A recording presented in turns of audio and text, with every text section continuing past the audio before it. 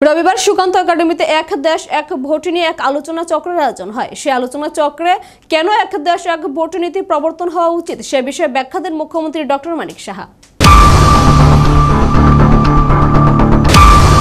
প্রধানমন্ত্রী তার দেওয়া প্রতিশ্রুতি পূরণ করার ক্ষমতা রাখেন। সাধারণ মানুষ বা অন্যান্য নেতারা কোনো সিদ্ধান্ত যখন বাস্তবায়িত করার চিন্তা করেন, নরেন্দ্র মোদী তার আগে সেটা করে দেখান।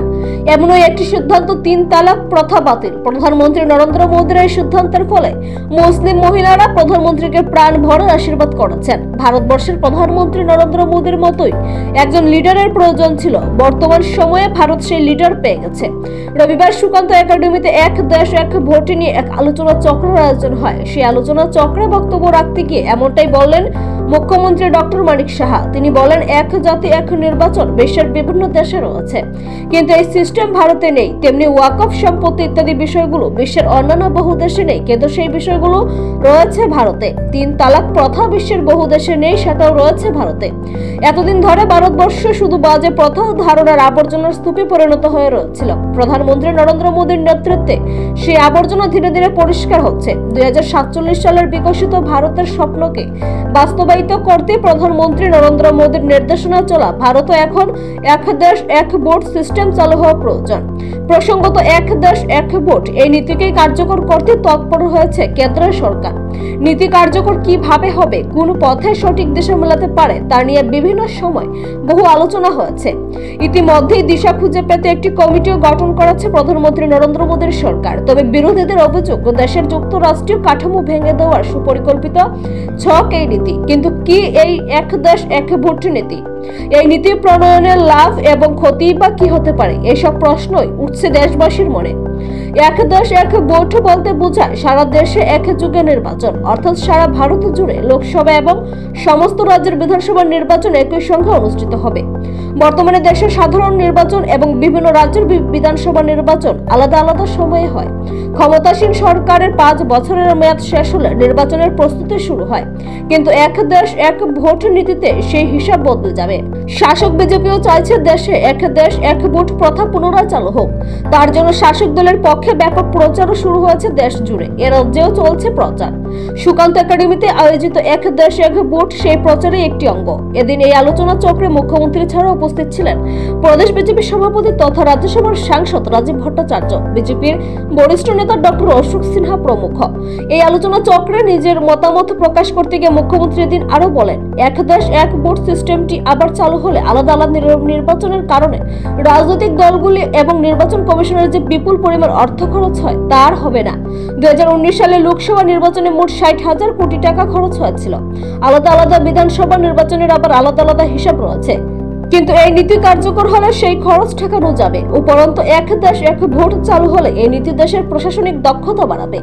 আলাদা আলাদা ভোটের সময় সরকারি কর্মীদের নির্বাচনের দায়িত্ব দেওয়া হয়, ফলে প্রশাসনিক কাজ বিঘ্নিত হয়, জনসাধারণের সমস্যার মুখে পড়তে হয়। কিন্তু দেশে একসঙ্গে বিধানসভা এবং লোকসভা ভোট একসঙ্গে সেরে ফেলা গেলে সেই সমস্যার সুরাহা হবে বলে তিনি বলেন। এক দেশ এক ভোট নীতি কার্যকর হলে ভোটের আদর্শ আচরণ বিধির জন্য বারবার সরকারের উন্নয়নমূলক কাজ থমকে থাকবে না। বর্তমানে নির্বাচন ঘোষিত হলে তার কিছু আগে থেকে আদর্শ আচরণ বিধি জারি করা হবে।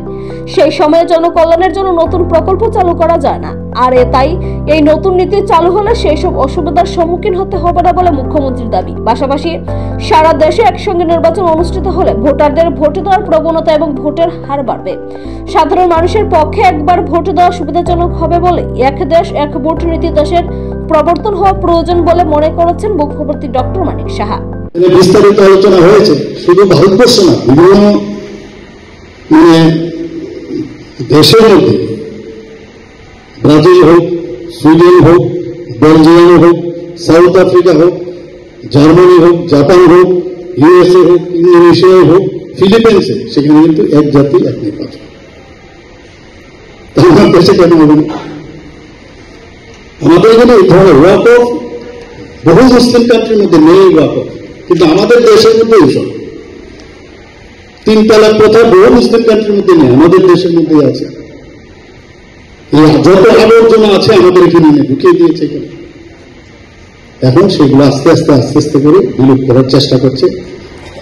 যেটা বলা হয়েছে যে 2047-এ যে বিকশিত ভারতের অর্থই হচ্ছে এই যে স্বচ্ছ ভারত অভিযান আমি বলবো, এই স্বচ্ছ ভারত অভিযান এই আইনগুলো বা এই ধরনের যে কুপ্রথাগুলো সেগুলো সরিয়ে স্বচ্ছতার সাথে দেশকে 2047 সাথে প্রতিষ্ঠিত করে একটা কমফোর্টেবল জোন, সেটা কিন্তু আমাদের আগামী দিনে নিশ্চিত করার জন্য মাননীয় প্রধানমন্ত্রী এই কাজগুলো করছেন। আমরা যা শুনলাম, যখন যে কমিটি আমাদের প্রাক্তন রাষ্ট্রপতি যে নেতৃত্বে কমিটি করা হলো, ওনারা সবাই বসে কবিনজি প্রায় 18,600 পাতা সেই রিপোর্ট আমাদের বর্তমান যিনি রাষ্ট্রপতি যে আছেন ওনার কাছে সাবমিট করেছে। এখন সেটা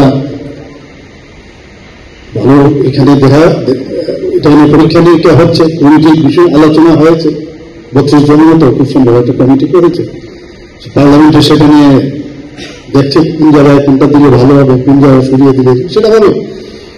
কিন্তু এই যে ইমপ্লিমেন্টেশন হবে সমস্ত জাতির জন্য আমাদের এটা খুবই আমাদের জন্য এটা ভালো লক্ষণ, এবং আমরা ইজ অফ ডুইং বিজনেস আমরা যেটা is of doing is of implementation সেটা কিন্তু সম্ভব হবে।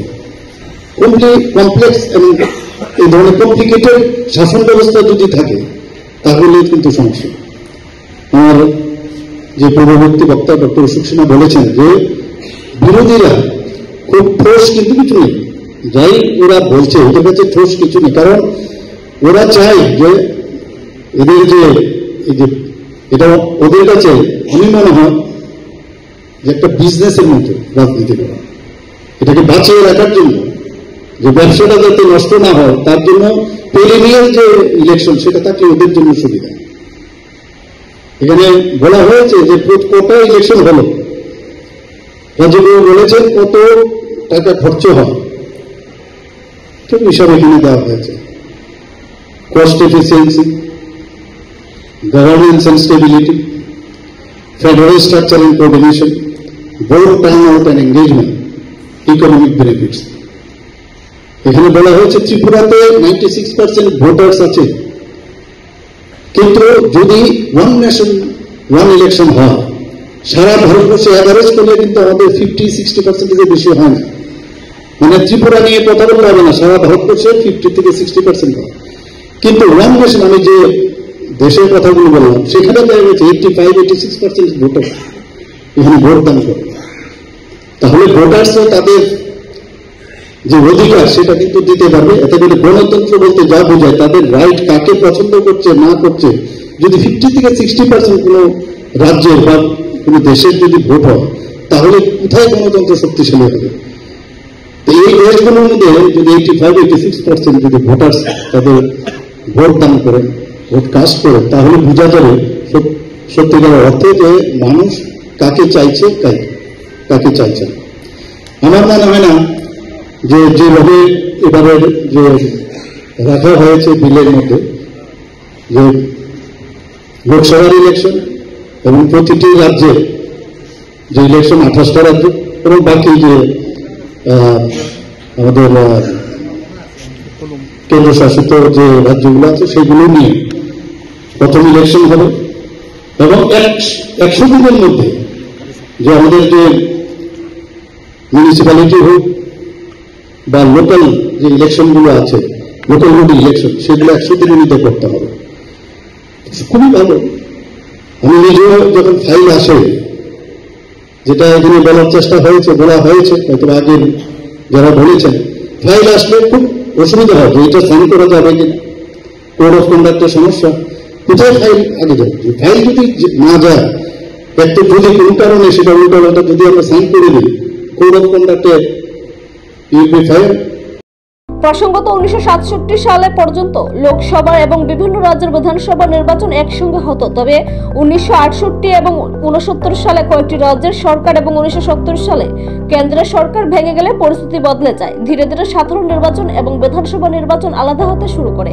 2014 সালে কেন্দ্রে ক্ষমতায় আসে বিজেপি, প্রধানমন্ত্রী হন নরেন্দ্র মোদী। এরপর 2016 সালে এক দেশ এক ভোট নীতি নিয়ে নড়াচড়ে বসে কেন্দ্রের সরকার। 2017 সালে নীতি আয়োগের তরফে এক যুগে নির্বাচনের প্রস্তাবের উপর একটি একটি সুপারিশপত্র তৈরি করা হয়। 2019 সালের সাধারণ নির্বাচনে জিতে দ্বিতীয়বার প্রধানমন্ত্রী পদে বসার মাত্র এক মাস পরে মোদী এক দেশ এক ভোট নীতি নিয়ে আলোচনা করতে বিভিন্ন রাজনৈতিক দলের প্রধানদের বৈঠক করার ডাক দেন এবং এ নিয়ে একটি কমিটিও তৈরি হয়েছে। ইতিমধ্যেই কমিটি সেই রিপোর্ট দিয়েছে। সেই রিপোর্ট সংশোধন করে আগামী দিনে এক দেশ এক ভোট এই নীতি প্রবর্তন হয় কিনা এখন সেটাই দেখার। নিজস্ব প্রতিনিধি রিপোর্ট, এশিয়ান টাইমস।